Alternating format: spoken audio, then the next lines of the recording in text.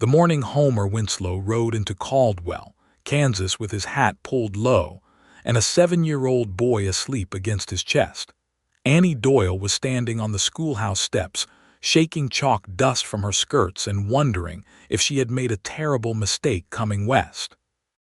It was the autumn of 1878, and Caldwell sat at the edge of the Kishom Trail like a bead of sweat on a working man's brow, loud and rough, and full of the kind of men who drove longhorn cattle north from Texas and spent their wages in ways their mothers would not have approved of.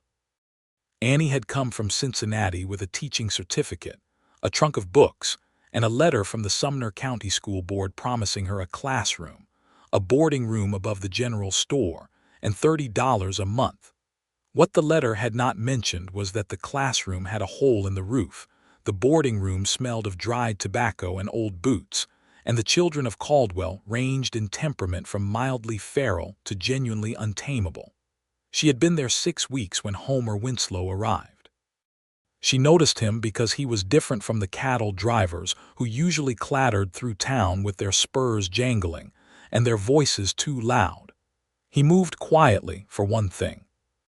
His horse, a big gray named Gust, picked her way down the main street at a measured pace rather than the usual churning trot, and Homer's hand rested on the boy's back with a steadiness that looked practiced and deliberate, the way a man holds something he knows is precious and breakable. He had dark hair gone slightly long at the collar, a jaw that needed shaving, and the particular kind of tired that settles into a person not from one bad night but from many of them stacked end to end. Annie watched him dismount.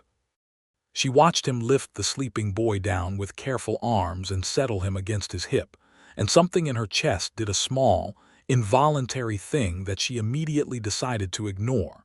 She had a classroom to sweep. She went inside and swept it. She learned his name that evening at supper at the boarding house run by Mrs. Clara Brecht, where Annie ate most of her meals. Mrs. Brecht was a stout German woman who had come to Kansas with her husband 15 years ago and outlasted him by 8, and she ran her table with the efficiency of a general and the warmth of a grandmother. She knew everything that happened in Caldwell within hours of its happening, and she delivered the news of Homer Winslow over a bowl of beef stew as if she were reading from a ledger. "Winslow boy is back," she said, ladling stew into Annie's bowl. "Homer. You know his father had the Winslow ranch out on the creek before the drought took it. Homer was riding for the cattle outfits, been down in Texas a few years, came back with a child and no wife. What happened to the wife?" Annie asked because the question seemed obvious. "Fever," Mrs. Brecht said simply, and she said it the way people in the West said such things without softening, because softening did not change the fact of it. 2 years ago now. The boy was with Homer's sister in Wichita while Homer was finishing out a season on the trail. He came to collect him, and now he is here, and I expect he will be trying to put together something on the old ranch land."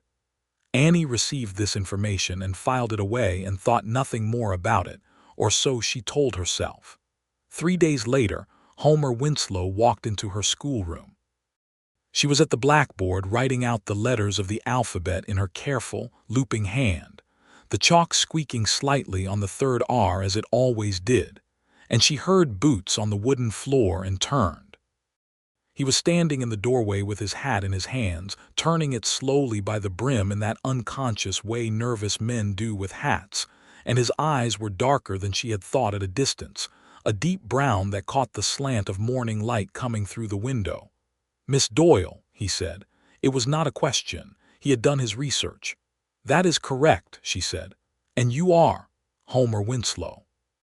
He stepped inside, and the room, which was not a large room, seemed to have less space in it than it had a moment before. "I have a boy, Eli. He is 7, and he cannot read." "Most 7-year-olds cannot read particularly well," Annie said, turning to face him fully. "That is why there is a school." "He has not been to school," Homer said.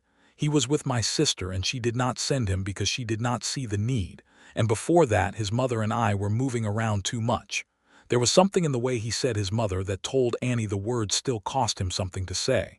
"I would like him to learn. I want him to be able to read by spring." "By spring," Annie repeated, considering. It was October. Spring was 5 months away. "That is ambitious for a child who is starting from nothing." "He is not starting from nothing," Homer said, and there was a quiet pride in it. "He is smart. He just has not had anyone to teach him." Annie looked at this man with his worn boots and his careful hands and the tiredness behind his eyes, and she thought about what it meant for a man to ride back to a town that held his losses and his failures and the ghost of a ranch that had not survived the drought, and to show up at a schoolhouse door asking for his son's future. "All right," she said. "He can start Monday." Homer nodded. He started to put his hat back on, then paused. He seemed to be weighing something. "I appreciate it," he said finally, and the words came out plain and unadorned, which somehow made them heavier than any elaboration would have. "He doesn't have a lot right now. I am working to fix that. But knowing his letters, being able to read, that is something I can give him that doesn't depend on how the cattle market does or whether the rains come." Annie felt something loosen in her chest that she had not known was tight. "Monday," she said. "Tell him to bring a pencil if he has one." "What if he doesn't?" "Then I will give him one," she said. Homer Winslow left the schoolroom, and Annie turned back to her blackboard, and the third R squeaked just as it always did, and she stood there for a moment with the chalk still in her hand before she remembered what she had been doing.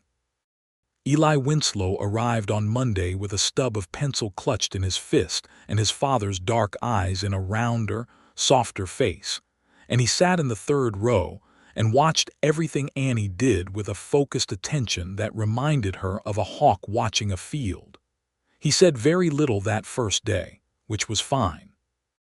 Annie had learned that the quiet children were often the ones thinking the hardest, and when she sat beside him at the end of the day with a primer open on the desk between them and pointed to the letter A and said its name, Eli traced it with one finger as if he were learning the shape of something he already suspected was important. He said. "Good," Annie said. "Now this one." "B," he said, surprising her. "You know some of them." "Papa taught me some," Eli said, and the way he said Papa was so simple and so full that it made Annie's throat tight for a reason she could not entirely explain. "He taught me A and B and some others. He said he learned them a long time ago but then forgot some." Annie blinked. "He forgot them," Eli nodded seriously. "He said reading is hard and he was not good at it, but he said you would be better at teaching than he was." Annie did not say anything immediately. She looked at the boy beside her, and then she looked at the door, though Homer Winslow was not standing in it, and she thought about a man admitting that particular kind of thing to his child. "Well," she said at last, "let us get you started properly then." October became a kind of rhythm. Eli came to school every day with his pencil, and he worked with a diligence that shamed children twice his age. He had a particular way of sounding out words, moving his lips slightly without quite making sound, as if he were tasting the letters before committing to them, and Annie found it endearing in a way she tried not to let show too obviously on her face because children did not like to be found endearing. They liked to be taken seriously. She took Eli seriously. Homer came to collect him most afternoons. The school day ended at 3 o'clock, and by 3:15 Homer would be standing outside with Gus tied to the post, and Eli would run out to him, and Homer would swing him up with an ease that suggested he had been doing it so long it was muscle memory. And sometimes Eli would talk the whole way down the street, and sometimes he would be quiet, and Homer matched whatever the boy needed without any apparent effort. Annie noticed these things from the schoolhouse window, and she noticed that she noticed them, and she had several small internal conversations with herself about the nature of observation versus interest, and concluded nothing useful. The first real conversation between them happened on a Thursday in late October, when a sudden early cold snap brought sleet pattering against the schoolhouse windows, and the road outside turned to gray, slick mud, and Homer arrived at 3 o'clock to find that Annie had kept Eli inside, because it seemed sensible to wait for the worst of it to pass. Homer came inside to wait, and there were no other children left, and the room had only the one oil lamp burning golden against the gray afternoon light, and it was unexpectedly intimate in the way that small enclosed spaces in bad weather always are. Homer sat at the back of the room on one of the larger chairs, not entirely unlike a man attending a lecture he has been told is important, and Eli was at his desk near the front with a primer open in front of him, reading aloud to himself in a low murmur. "He has improved a great deal," Annie said, coming to sit at the desk nearest Homer rather than standing at the front of the room, which would have felt theatrical given that she was talking to an adult. "He has learned the full alphabet now, and he can sound out simple words. He has real aptitude." Homer's face did something complicated and quiet. He was watching Eli, not Annie, and she had the sense that he was storing up the image of his son bent over a book the way a person stores up warmth against the cold. His mother would have been glad, he said. She wanted him to have schooling. Annie let a moment pass before she spoke. "What was her name?" "Ruth," Homer said. "Ruth Calloway before she was Ruth Winslow." He said it plainly, but his jaw tightened slightly. "She was from Missouri. She had better sense than I did about most things, and she wanted Eli to have opportunities. She used to say that a man who can read has a door other men don't." "She was right," Annie said. "She usually was." Homer looked at her then, and it was the first time she felt the full weight of his attention, which was considerable. "You're not from here.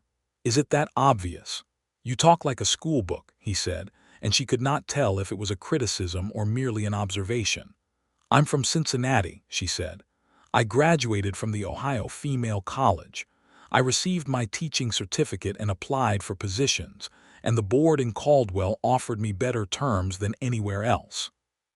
"Better terms," he repeated, and something at the corner of his mouth moved, not quite a smile. "They must not have described the roof." Annie looked up involuntarily at the ceiling of the schoolroom, where a patch of newer timber showed where she had badgered the school board into making a repair.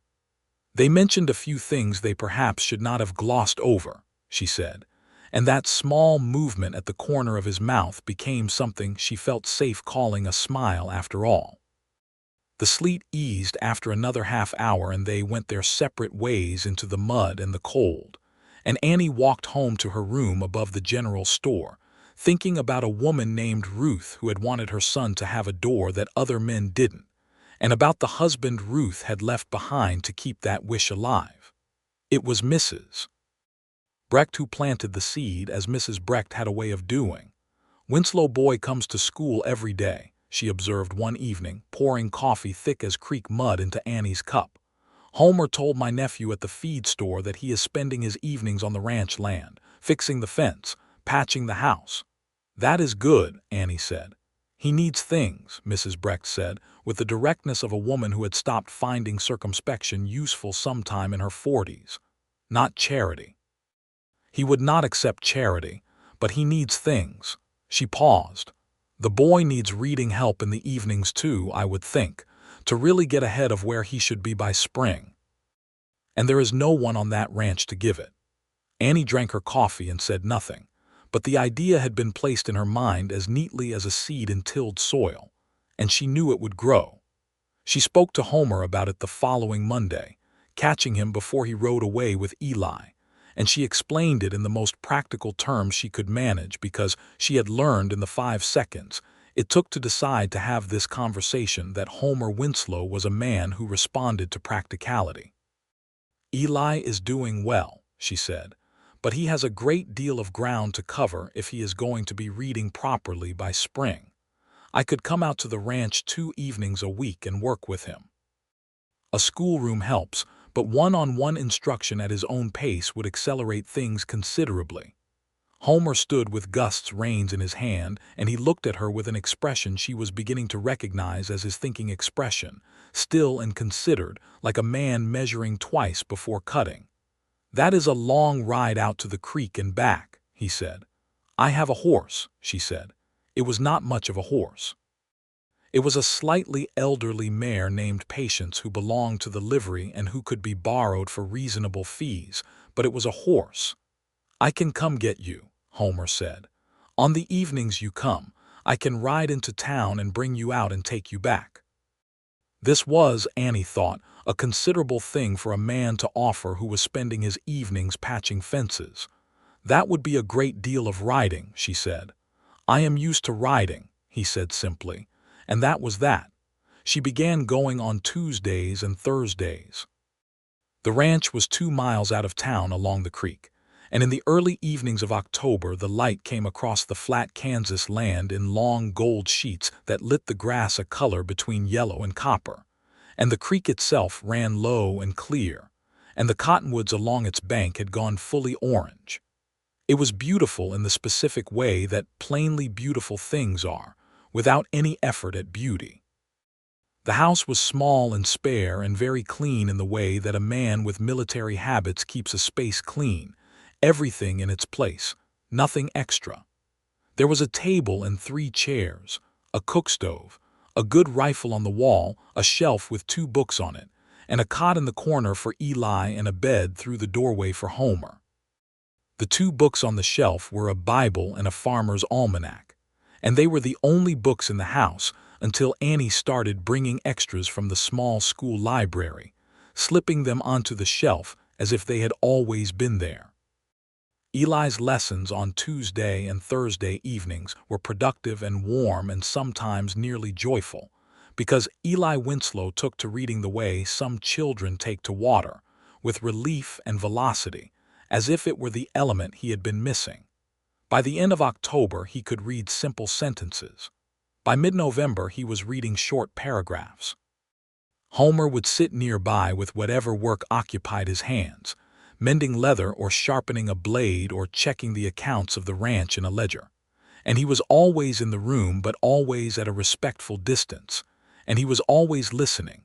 Annie knew, because occasionally when Eli struggled with a word, Homer would look up with a small frown as if the difficulty were a personal affront. It was on a Tuesday in the middle of November that she noticed something she had perhaps been noticing for a while, without quite letting herself see it clearly. Eli was reading aloud from a simple reader, a story about a horse and a farmer, and he read it slowly and well, and then Homer reached over from his chair to point at a word on the page and help Eli, and he said the word with a confidence that sounded slightly wrong, and Annie looked at the word, and then she looked at Homer, and something slid into focus. "Mr. Winslow," she said, keeping her voice entirely even. "Homer," he said, the way he had been saying it for a few weeks now, correcting her to the informal without any accompanying explanation. "Homer," she said, "read that line to me." A stillness came over him that was different from his ordinary stillness. This one had something underneath it that she recognized because she had seen it in children. It was the stillness of a person who has been found out. "Eli reads better than I do," Homer said carefully. "I suspect he does," Annie said, "but I would like you to read it anyway." Homer looked at the page for a moment. His jaw shifted. He was a proud man in the quiet way that men who have survived a great deal are proud, not arrogant, but deeply unwilling to be diminished. She could see the decision happening in his face.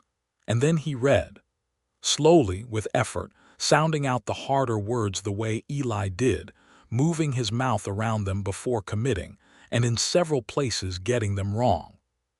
When he finished, the room was very quiet except for the creak of the stove. "I went to school for 2 years, Homer said. He was addressing the table, not Annie, and she was wise enough not to fill the silence. "Before we moved, and then the school was too far, and then there was too much work, and then he stopped. I can read some things, signs, simple words, the ledger I manage because the numbers help, but a page of proper writing." He stopped again. "You never learned to read properly," Annie said. "No," he said. She watched him, this large, quiet man with the careful hands and the 2-year-old grief still living somewhere behind his eyes, and she thought about what it had cost him to sit in this room for 3 weeks listening to her teach his 7-year-old son the thing that had passed Homer by, and she thought about Eli saying, "Papa taught me A and B and some others, but he forgot some." He had not forgotten. He had never properly learned. "Then you should learn too," she said. Homer looked at her then, directly, and his expression was complicated in a way she was only beginning to have the vocabulary to read. There was the pride, and underneath it something rower that she thought might be longing. Not for her, not yet, not exactly, but for the thing she was offering, the door that other men had. "That is your boy's lesson time," he said. "Eli works independently for portions of each lesson," Annie said. "I can work with him and with you in turns, and it will do Eli good to practice reading on his own while I work with you." She paused. "There is no reason a grown man cannot learn to read. People learn at all ages." "I am 29 years old," Homer said. "I am aware," Annie said. She was 26, which was what she did not say. "That is not old." He looked at the table again, then at the rifle on the wall, then at his son, who was watching both of them with the attentiveness of a child who understands more of adult conversation than adults give him credit for. "All right," Homer said, and the words were so quiet she nearly missed them. She began teaching Homer Winslow to read on a Tuesday evening in November of 1878, with the wind coming off the flat land, and the stove ticking warmly and Eli doing his reading practice at the end of the table, while Homer sat across from Annie with a primer open between them. It was different from teaching Eli, and not only because Homer was 29 and Eli was 7. It was different because Homer carried his not knowing as a weight that Eli did not yet have, and because every small victory mattered to Homer in a way that was almost painful to witness, his face going carefully neutral when he got something right, as if he were afraid to let himself feel glad about it. And because when he struggled, he did not have Eli's easy forgiveness of himself, but the particular stubbornness of a man who had decided he was going to do a thing and would grind forward until he did it or until he was ground down, and neither option seemed acceptable to him.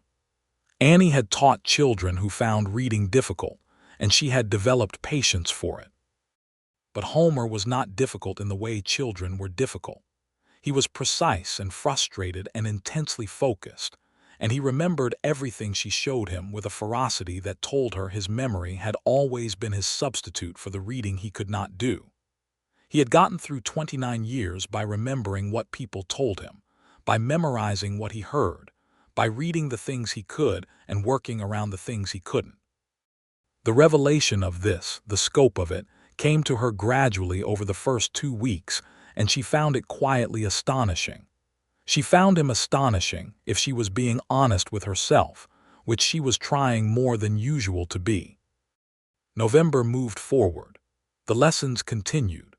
On the evening she was not at the ranch, Annie sat in her room above the general store and marked the small exercises she had begun giving Homer, simple sentences to practice, words to copy out and sound through, and she read his handwriting, which was large and careful and slightly shaky the way handwriting is when someone is paying intense attention to every letter rather than letting it flow. She kept these pages in a separate folder from Eli's work, and she told herself this was merely organizational. One evening in late November, after Eli had gone to his cot and fallen asleep with a reader still open on his chest end, Annie had noticed this. Noticed that Eli now fell asleep over books rather than without them, and felt a private, bright satisfaction in it. Homer put the kettle on the stove and poured 2 cups of coffee, and they sat at the table in the lamplight. And it was the first time they had been alone together, properly alone, without the boy as the purpose and the anchor. Homer set a cup in front of her and sat down across from her and wrapped his hands around his own cup, and Annie thought that she should find a reason to go home, but the night outside was cold and the lamp was warm, and Homer looked at the table for a moment and then at her, and he said, "Why did you come out here?" "I told you," Annie said. "The school board offered better terms," he said. "Yes, but why here? Why not stay in Cincinnati? You have family there." "My parents," she said. "And a younger brother. And you left them to come to Kansas." "I wanted my own life," Annie said. "I wanted to be a teacher and have my own classroom and make my own way." Back home, the opportunities were, she considered how to say it.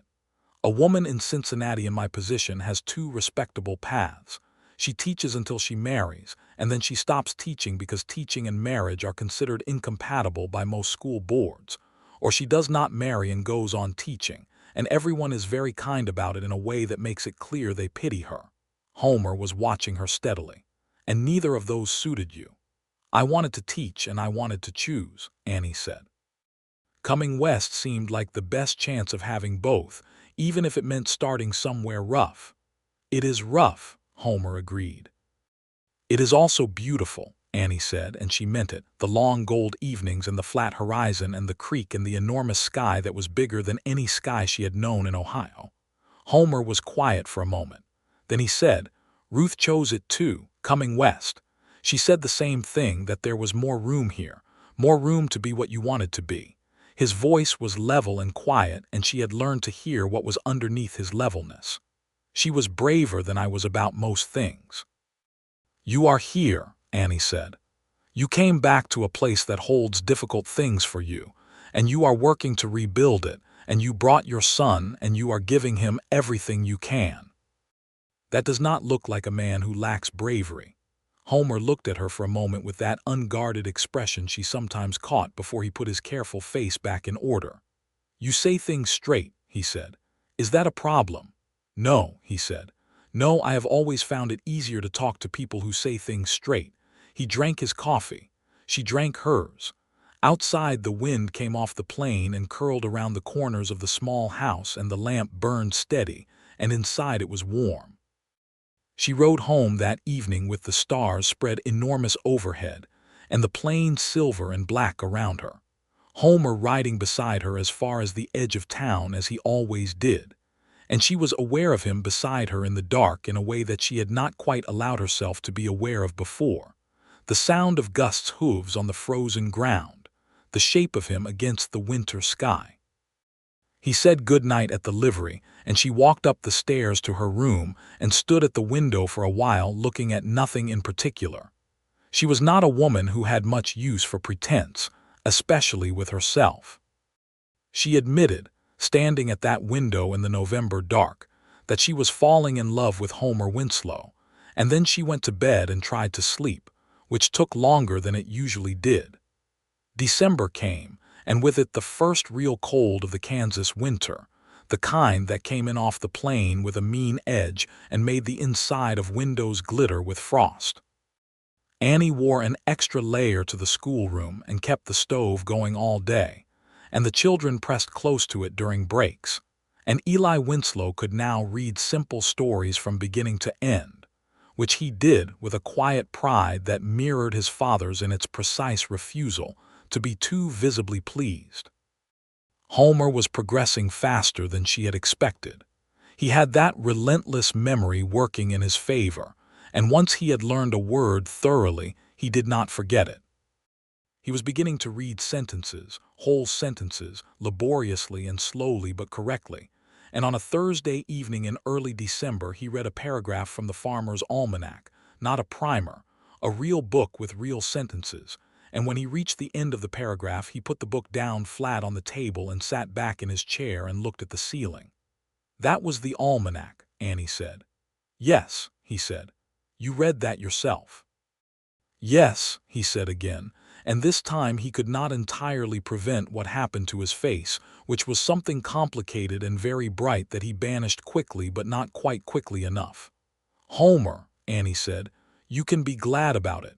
He looked at her.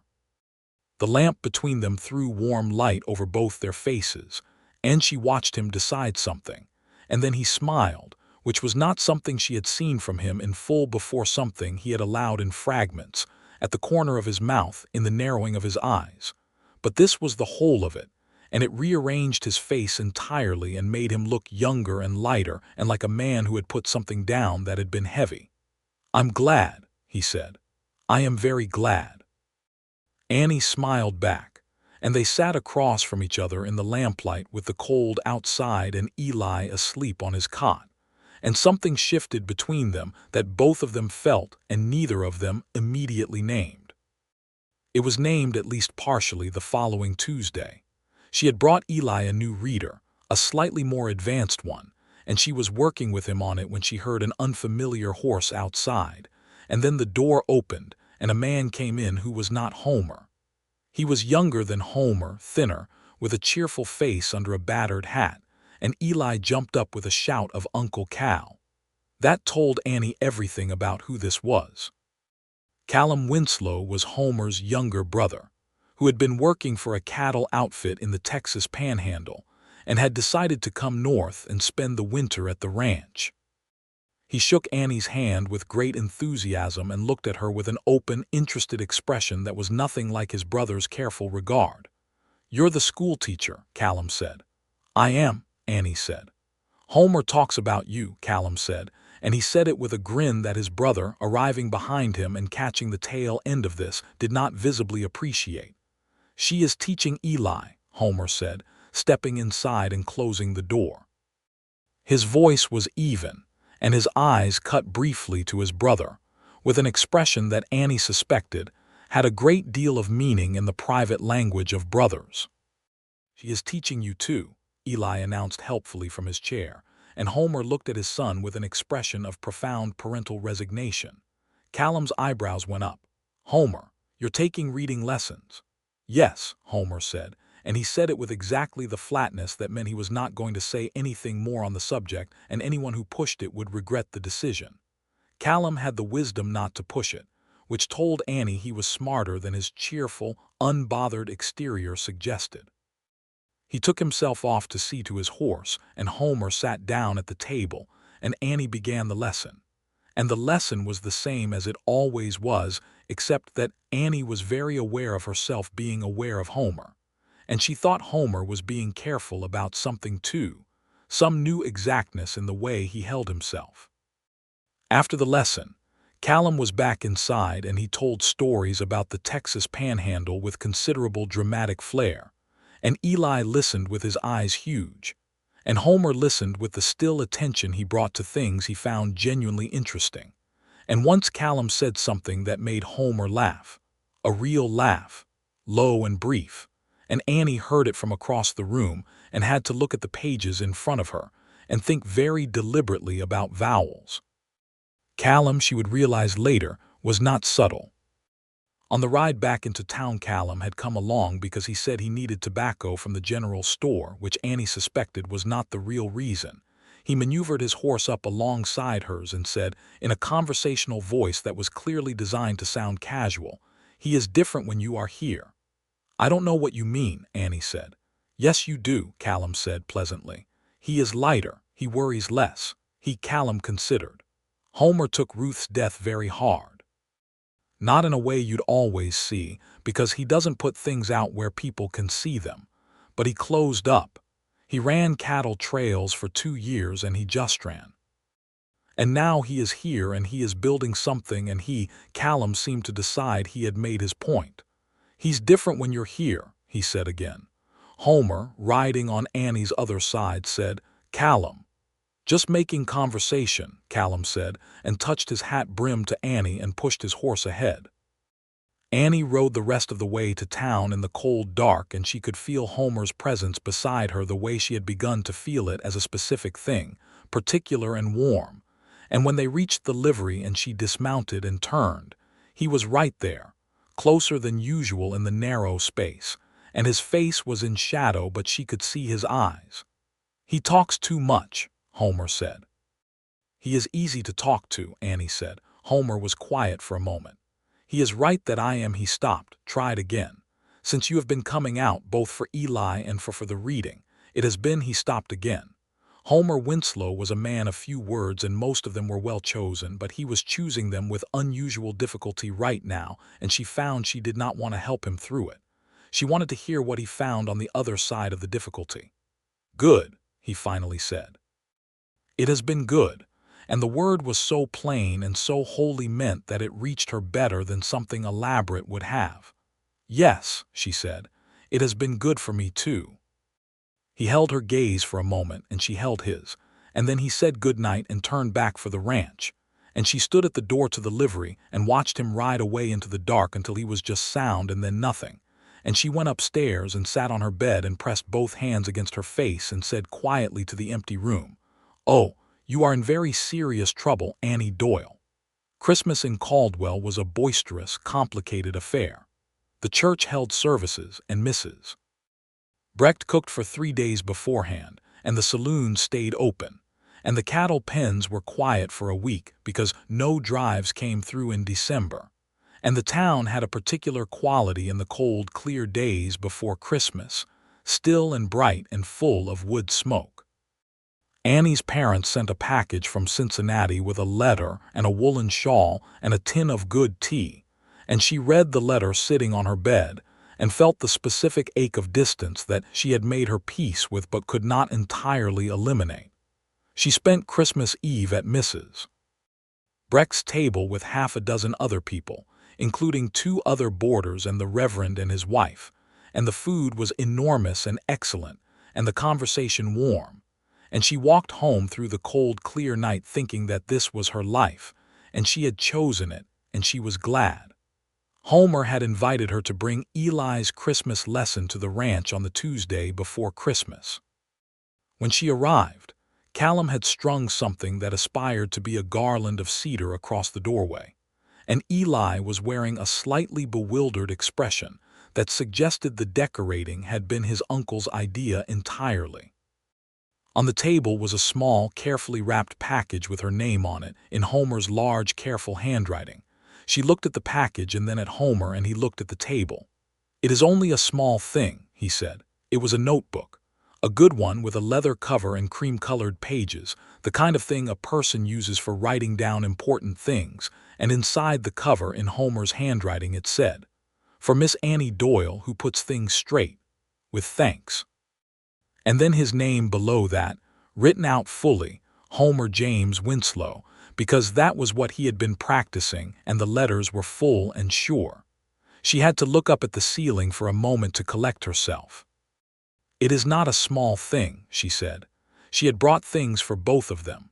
For Eli, a reader that was beyond his current level to grow into, with a note inside saying, "You will read all of this before you know it."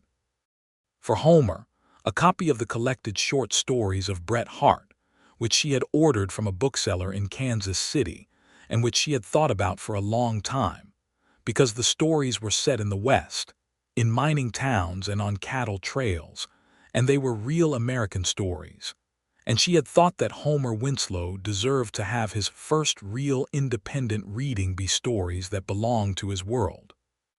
Homer held the book for a moment without opening it, and she could not see his face entirely. "You can read several of these already," she said, "and the rest by spring." "The rest by spring," he said, and looked up, and his eyes were very dark and very warm. "You sound certain." "I am certain," she said. She stayed later than usual that evening, and Eli fell asleep on his cot, and Callum had gone to bed in his bedroll in the linta he had appropriated, and it was just Annie and Homer at the table with the lamp, and the cedar smell from the garland, and the cold pressing against the windows. Homer read to her from one of the shorter Harte stories, slowly and with effort but beautifully, stopping at words he didn't know and accepting her help without the old defensiveness. And she listened to his voice, low and careful, reading about a California gold camp in 1850, and she thought she had never been so content in her life. She said good night eventually because she had to, and Homer rode her into town under a sky so full of stars it seemed unreasonable, and at the livery he helped her down from Patience, and when her feet found the ground he was very close and she looked up at him, and his face was half lit by the lantern above the livery door, and he said, very quietly, "Annie." It was the first time he had used her given name without the title. She was aware of her own heartbeat in an entirely inconvenient way. "Homer," she said. He seemed to be conducting that internal conversation again, the weighing and measuring that he always did before he committed to something. And then he said, "I find that he stopped, started again. I am glad you came to Caldwell." "So am I," Annie said, and meant it with her whole chest. He stepped back with the particular carefulness of a man who has decided that a thing should be done properly and not in a livery at midnight in December, and he said good night, and she went upstairs, and she pressed her back against the door of her room and stood there for a long time before she went asleep. January came in hard. The Kansas plains in January were a particular kind of beautiful and a particular kind of difficult. The cold absolute and the wind from the northwest with no mercy in it, and the grass white with frost, and the sky, a white gray that could produce either nothing or a blizzard with equal unpredictability. The road between Caldwell and the Winslow ranch froze solid, which was easier for horses if not for humans, and Annie's Tuesday and Thursday evenings continued, because Homer came for her every time, regardless of the cold, his coat collar up and his breath making clouds in the dark. Eli Winslow in January was reading at a level that genuinely astonished Annie, who had been teaching long enough to have calibrated her expectations carefully. He read the stories she gave him with pleasure, which was the thing that mattered most, not just decoding the words but taking them in, letting them make pictures, and he had begun to write as well in his careful child's hand short sentences that made her smile. My father's horse is gray. The creek is frozen. I want to read all the books. Homer in January was reading Bret Harte, slowly and steadily, one story at a time. He began bringing questions to the Tuesday evening lessons, not just about words, but about the meaning of things, the context, and these conversations went beyond the lessons into something larger, a real exchange between two people who were thinking about the same things. He asked about the history of California, about the gold rush, about what happened when the gold was gone, and she told him what she knew, and he listened and thought, and sometimes pushed back with the particular intelligence of a man who has learned everything he knows from experience rather than books and finds that experience is, in some cases, an excellent teacher. One evening in January, with the wind truly howling outside and the stove working hard, Homer looked up from the Harte story he had been reading and said, without preamble, "Do you intend to stay in Caldwell past your contract?" The school board contract ran through the end of the school year in May. Annie set down the pencil she had been sharpening. "I have not decided," she said, which was true. "The school board will want you to renew if you are willing," Homer said. "I spoke to Dawson at the last town meeting. John Dawson was the school board chairman, a rancher with 4 children who had become a fierce advocate for the school since Annie's arrival." "You spoke to Dawson about my contract?" Annie asked. Homer's jaw moved slightly. "I mentioned that the quality of instruction had been excellent." "That was kind of you," Annie said carefully. Homer put the book down and looked at her directly. He had a way of doing that, arriving at directness after a long internal approach that had become familiar to her. "There are reasons I would like you to stay," he said. "Eli would benefit from continuing. He has a great deal still to learn." "Yes," Annie said. "And I would benefit from continuing," Homer said. I am not finished learning. And I have found that the evenings here are." He stopped and started again with the same difficulty he always had when the thing he was trying to say was something that mattered. "I would miss them," he said. "I would miss them considerably." The stove ticked. The wind came around the corner of the house. "Homer," Annie said. "I know," he said. "I know that it is. I know what I am and what I have. I have a small ranch with a patched roof and a son and a brother who needs to find better employment and not a great deal else. I know you came from Ohio and you have your certificate and your—" He stopped.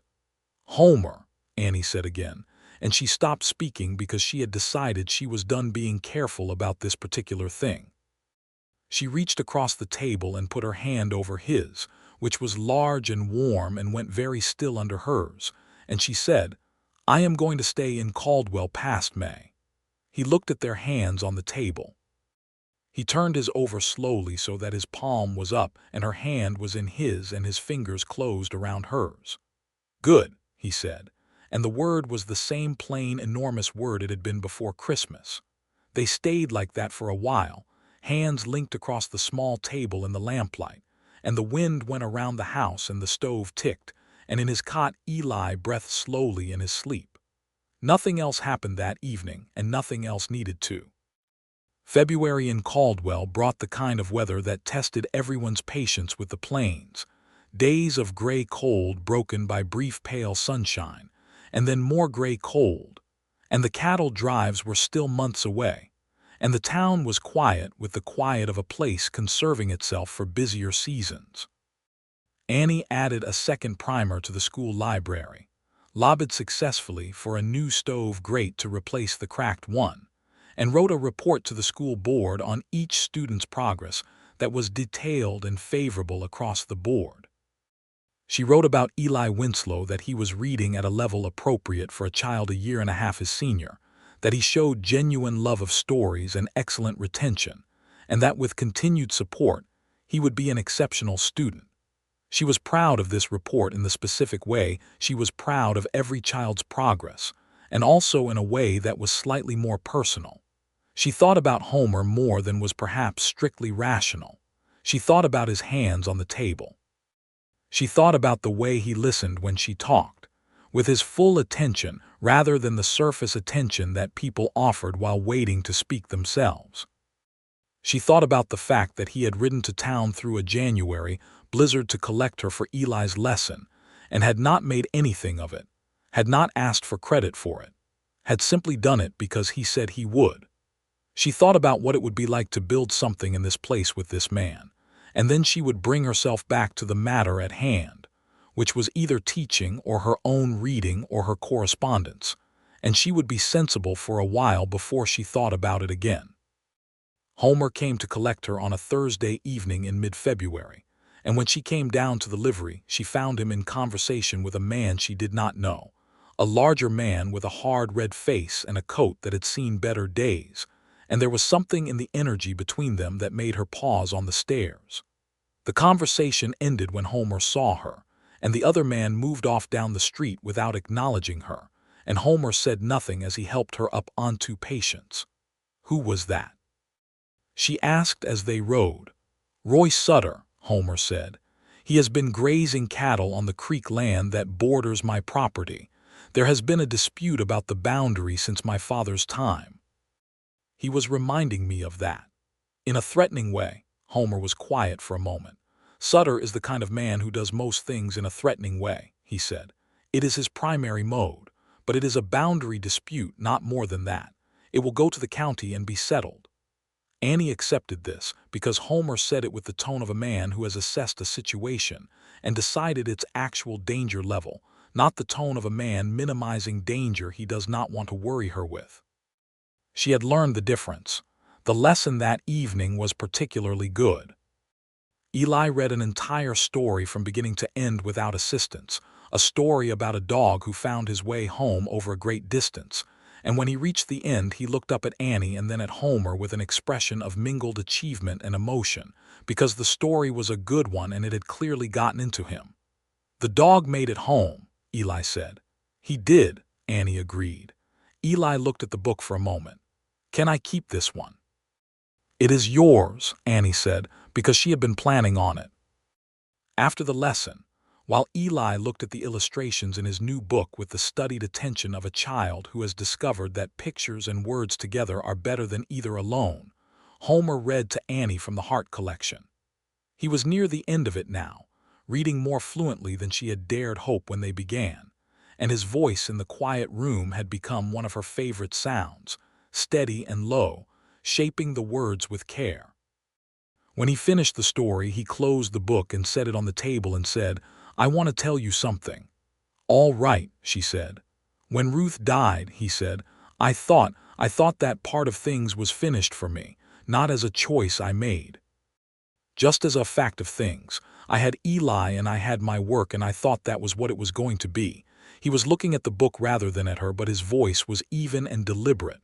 And I am not a man who finds it easy to say certain kinds of things. I know, she said gently, but I want to say this one, he said. He looked up at her. I love you, Annie. The room was very quiet. The lamp burned. Eli, across the room, was bent over his book and giving no indication of listening, although she suspected he was listening to every word. I love you too, she said. I have for some time. Homer reached across the table and took her hand the way he had taken it in January, and this time she turned hers over immediately, and they sat that way while Eli's page turned and the stove ticked and outside the February wind moved across the plain. "I want to ask you something," Homer said, "but I want to ask it properly and not at the table on a Tuesday evening." "Thursday," she said. "Thursday," he agreed, and something at the corner of his mouth moved. It was a Sunday. He asked Reverend Abbott if he could use the church for a few minutes after the morning service. And the Reverend, who was an observant man and had noticed certain things over the winter, said yes with the particular beam of a man who approves of what is developing.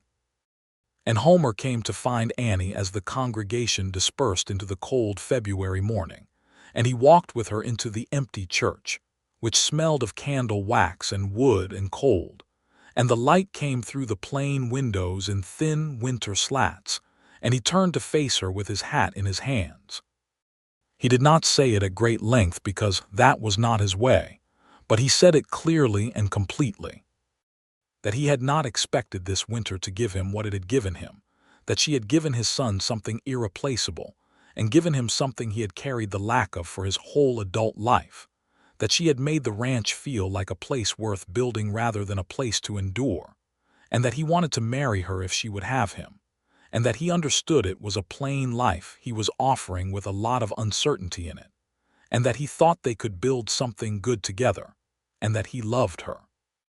Annie Doyle, who had come to Kansas with a trunk of books and a teaching certificate and a desire for a life she could call her own, looked at this man who had ridden through January blizzards and sat across a primer at 29 years old and read to her by lamplight, and held her hand across a table and said things straight when they needed to be said, and she said yes. She said yes clearly and completely, and Homer Winslow took her hands in both of his, and for a moment they stood in the cold, empty church in the winter light, and everything that they had been building toward without saying it aloud was said at last and acknowledged, and it was very good. They were married in March. The ceremony was in the same church, and Mrs. Brecht cooked the wedding supper, and Callum stood up with his brother in a borrowed coat and looked genuinely delighted, and Eli sat in the front pew in the new shirt Homer had ordered from the dry goods store, and watched his father and his teacher stand up at the front of the church with an expression of satisfaction, as if a thing he had perceived as the correct shape of things was now confirmed. Annie wore the blue dress she had brought from Cincinnati that she had never yet found an occasion for, and her hair was up, and when she walked down the aisle of the small church, Homer looked at her from the front with that expression she had learned over the winter, the one he could not quite prevent, entirely unguarded and entirely glad. The Reverend spoke of partnership and fortitude, which were appropriate words for a marriage on the Kansas plains, and he also spoke of love, which Homer and Annie held in common, and the light through the plain windows was the gray-silver light of Kansas in March, which is not the gold of October nor the pale winter white but something in between, the light of a world beginning to think about spring. They said their vows. Homer said his in the level, deliberate voice that he used for things that mattered most to him, which she had come to love precisely, because it told her how much the words cost and how completely he meant them. She said hers clearly, because she always said things clearly, and felt his hands tighten around hers at certain words. When the Reverend pronounced them married and Homer kissed her in the way of a man who has done everything correctly, and is now allowing himself the thing he has been waiting for, there was a sound from the front pew that turned out to be Eli Winslow applauding with great enthusiasm, which made everyone in the church laugh, including Homer. She moved into the ranch house the following Monday. She did not give up her teaching position, because John Dawson and the school board had agreed before the wedding that a married teacher was better than no teacher, which was a progressive position for a Kansas school board in 1879, and one that Annie suspected Homer had had something to do with quietly, in the way he had of arranging things without being obvious about it. She rode to school on Patience every morning and came home to the ranch in the afternoon, and the ranch was small and plain and had a patched roof, but it was hers, and she loved it with a specificity that surprised her. The particular way the afternoon light came through the south window, the cottonwoods along the creek, the sound of Homer's boots on the wooden floor.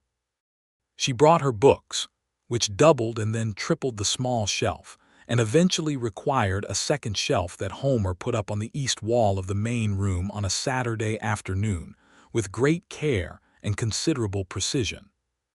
She brought her trunk and her shawl from her parents and the tin of tea, which she and Homer and Callum drank in the evenings, and she brought the notebook with the leather cover that Homer had given her for Christmas, and she began writing in it, not diary entries exactly, but observations and thoughts, the kind of writing she had not had a proper place for before.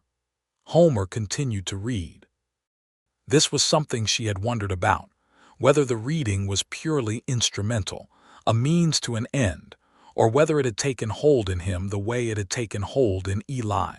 She need not have wondered.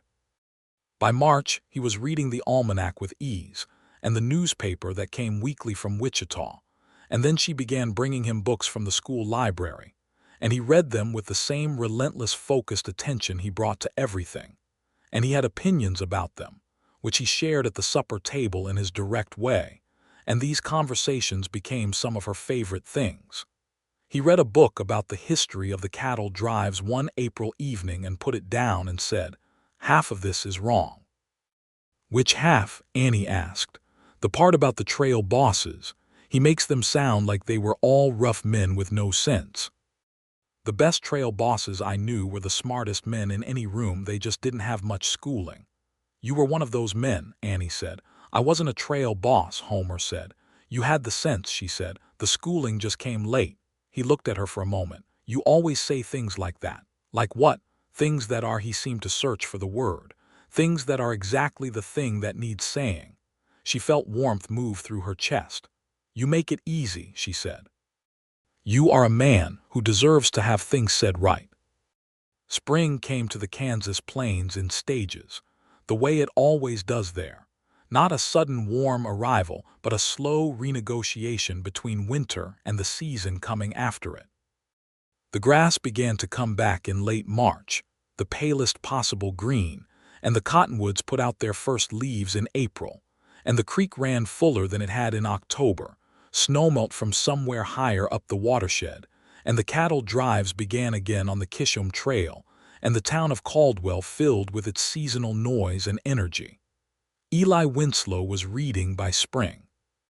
He was reading well, better than well, reading with pleasure and ease and the particular delight of a child who has found something that will never leave him. And when Annie gave him his end-of-term assessment in early May, she wrote in her report that he had exceeded every expectation set at the beginning of the school year, and was reading at a level appropriate for a child 2 years his senior, and that the credit was substantially his own. Though the foundation his father had helped build in those early evenings before she arrived was evident. She showed Homer this report, and he read it himself, which was itself a thing she had not taken for granted, that he could simply read it, no help required, the words yielding to him directly now. He read it through twice and set it on the table. "You wrote that about the foundation I helped build," he said. "It was true," she said. "You taught him A and B. You gave him the idea that letters had meaning." "I didn't know much about letters," Homer said. "You knew that they mattered," she said. "That was the foundation." He sat with that for a moment, then, "Thank you for writing it." The boundary dispute with Roy Sutter was settled in April by the county surveyor, who came out and placed stakes and determined that Homer's property line was exactly where the original deed said it was, and that Sutter had been grazing cattle on Winslow land for 3 years. Sutter was not pleased and said so loudly in several places, but the law was clear and the matter was done, and the Winslow Ranch's land was confirmed. Homer received the news with his characteristic stillness, and then went out and mended the fence along the newly confirmed line with a thoroughness that suggested great satisfaction. In May, Homer hired 2 hands to help with the ranch, brothers named Frank and Theodore Oakes, who had come up from Texas on the last drive of the season and decided they liked Kansas well enough to stay. The ranch was becoming something real, a going concern, not the ghost of his father's failed place, but a new thing built on the same ground. Annie watched this happening with the specific satisfaction of someone who has been present for the whole of a building.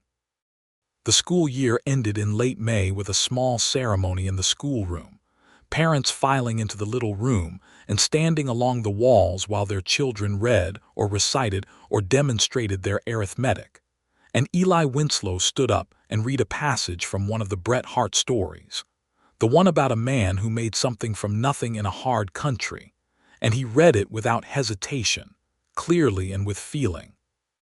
And Homer stood against the wall with his arms crossed, and his face in the expression she had learned to read as the one he used when he was most moved by something and least willing to show it, which meant the slight tightening of his jaw and a stillness that was slightly more than his ordinary stillness, and she caught his eye for a moment, and the stillness broke briefly into something warm and unguarded, and then returned, and she looked back at Eli and thought that this was one of the better moments of her life.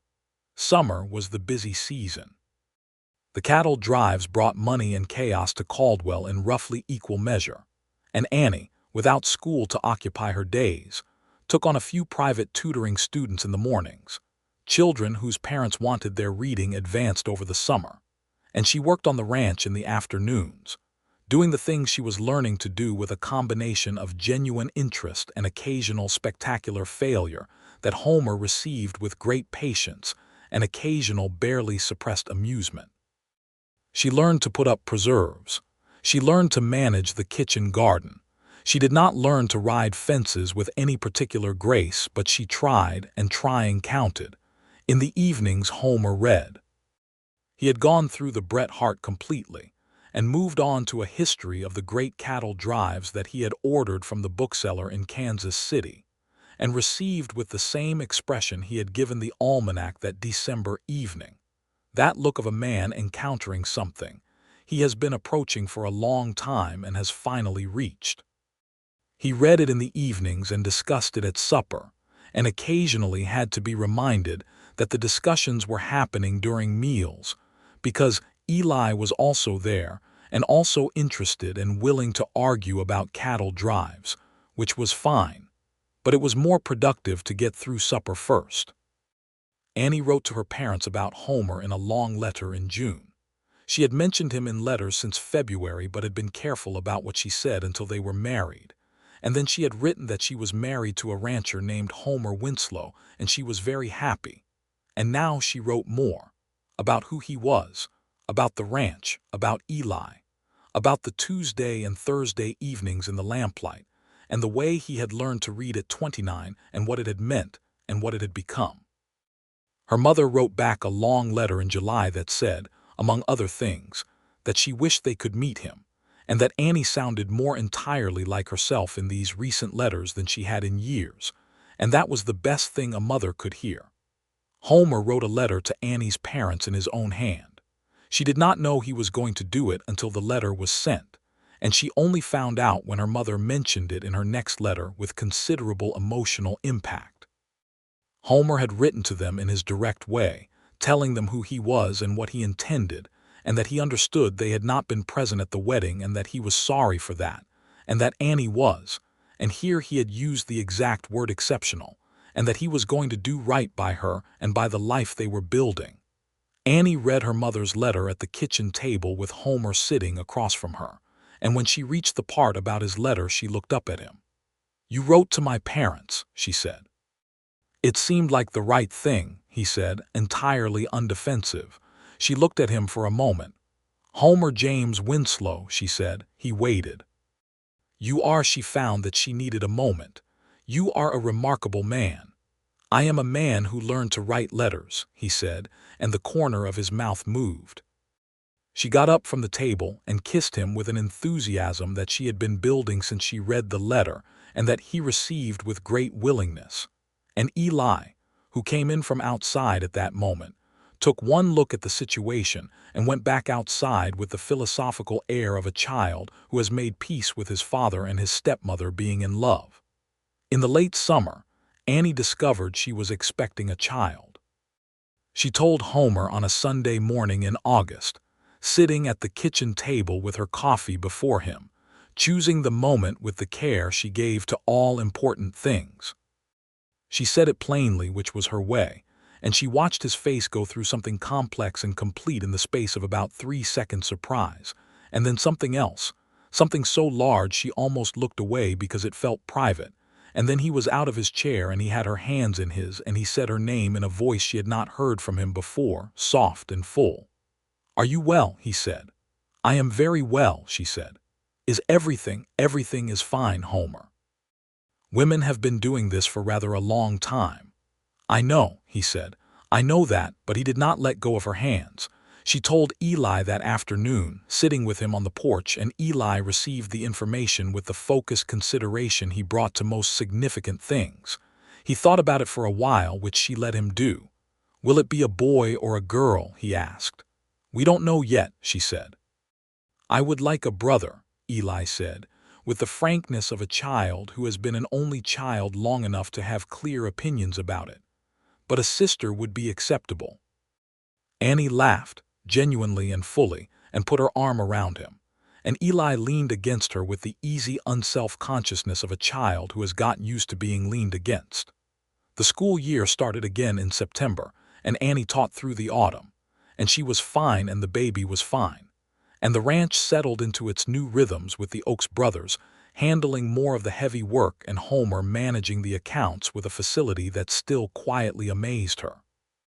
He had taken to keeping records with a thoroughness that had clearly been impossible when he could not read, and the ledger he kept now was meticulous and clear, and he took a deep satisfaction in it that was visible to her even when it was invisible to everyone else.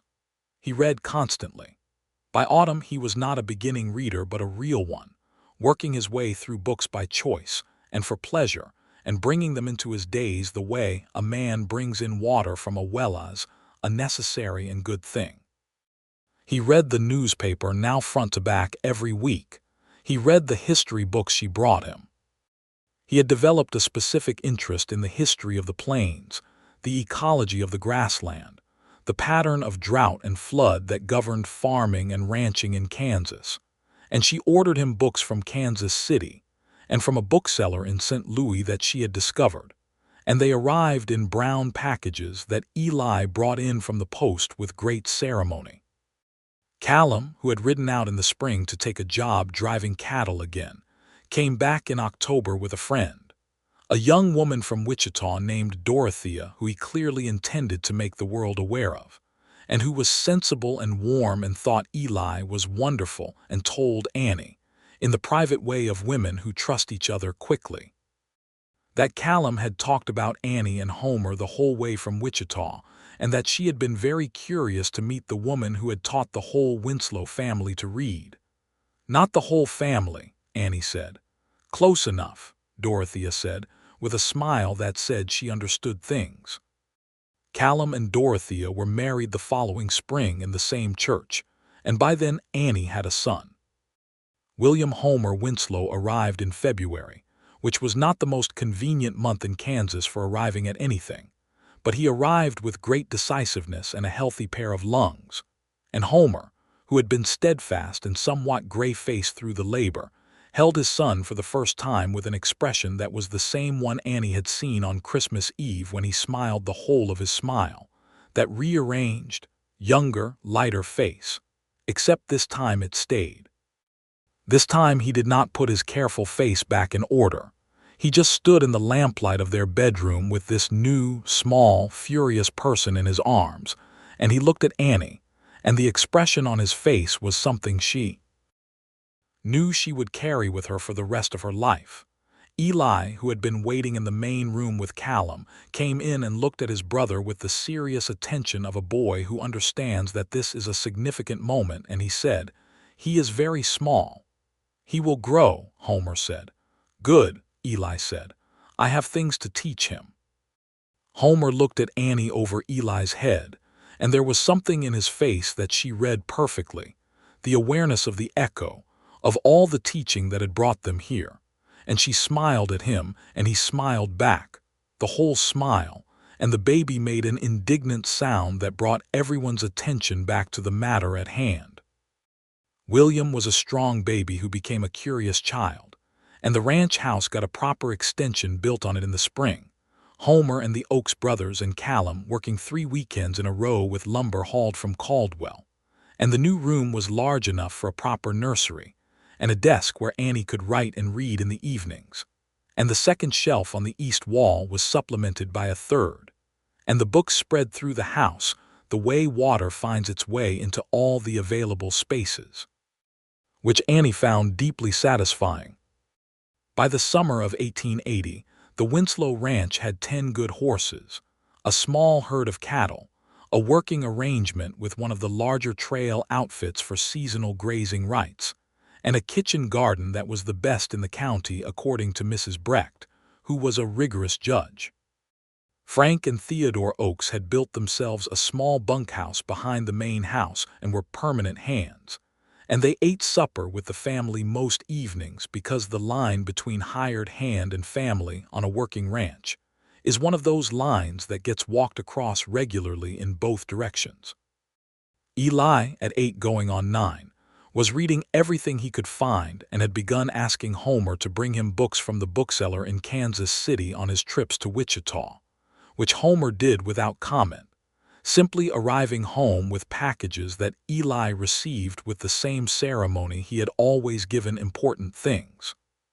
He was also interested in the ranch in a practical way, following Homer through the working days with questions that Homer answered with patience and detail, and Annie watched the two of them together in the evenings, Homer with a book and Eli with a book, both absorbed, and felt the specific satisfaction of a circle completed. She taught school through 1880 and into 1881, and the school grew. 3 more children had come with families settling the area, and she lobbied the school board for an assistant, and received one in the form of a young man named George Pratt who had some education and a great deal of enthusiasm, and who Annie shaped into a reasonable teacher over 2 terms. The school board extended her contract annually, and John Dawson told Homer at the Cattle Association meeting that the Caldwell School was the best in Sumner County, and the credit was entirely Mrs. Winslow's, which Homer received with great satisfaction. She discovered she was expecting again in the fall of 1881. She told Homer in the same kitchen, at the same table, in the same plain way, and his face did the same complex thing in 3 seconds, though this time it moved faster through surprise and arrived at the warm, bright part more immediately. Will be glad," he said. "Will is too," Annie said. "He will not notice." "He notices everything," Homer said, which was true. William Winslow at 2 was a person of intense focus and strong opinions, very much in the manner of his father, and he had recently begun following Eli around with a devotion that Eli received with mixed feelings. "He does notice everything," Annie agreed. Homer reached across the table and took her hand, which he had been doing across this table for 3 years now, and it had not become any less of a thing for either of them as far as she could tell. "Are you glad?" he asked. "Very," she said. "You?" "Yes," he said simply. "Very." Their daughter, Margaret Ruth Winslow, arrived in May of 1882, named for Annie's grandmother and for Homer's first wife, which was a decision they had made together over a long evening conversation with the lamp burning between them, and which Annie had suggested first, because she had understood for some time that the women who came before in a man's life do not need to be erased, only honored correctly. Homer had received the suggestion with the long considering silence he gave to things that moved him, and then he had said yes with his whole voice. Margaret was from the first a different creature from her brother, observant where Will was intense, quiet where he was loud, watching everything from large gray eyes that were Homer's eyes and would remain so.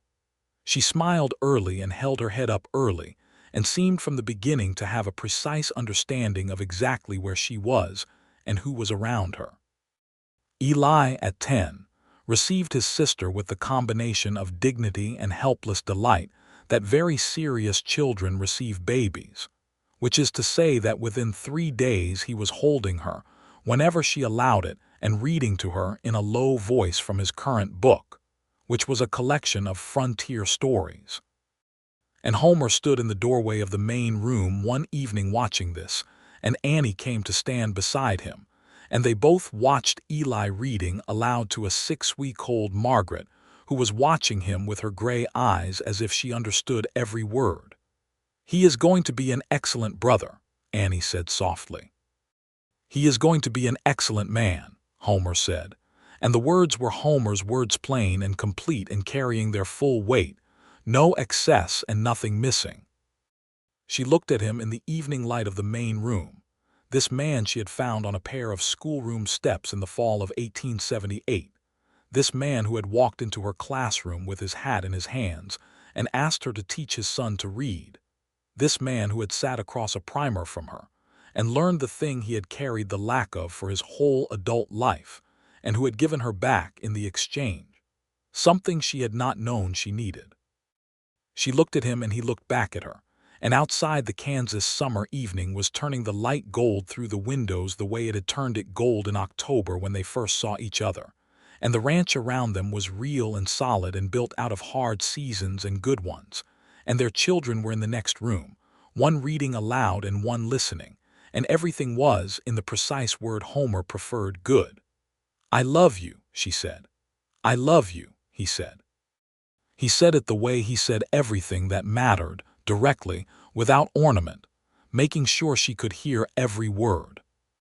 She took his hand and he held it, and they stood in the doorway together and listened to Eli read.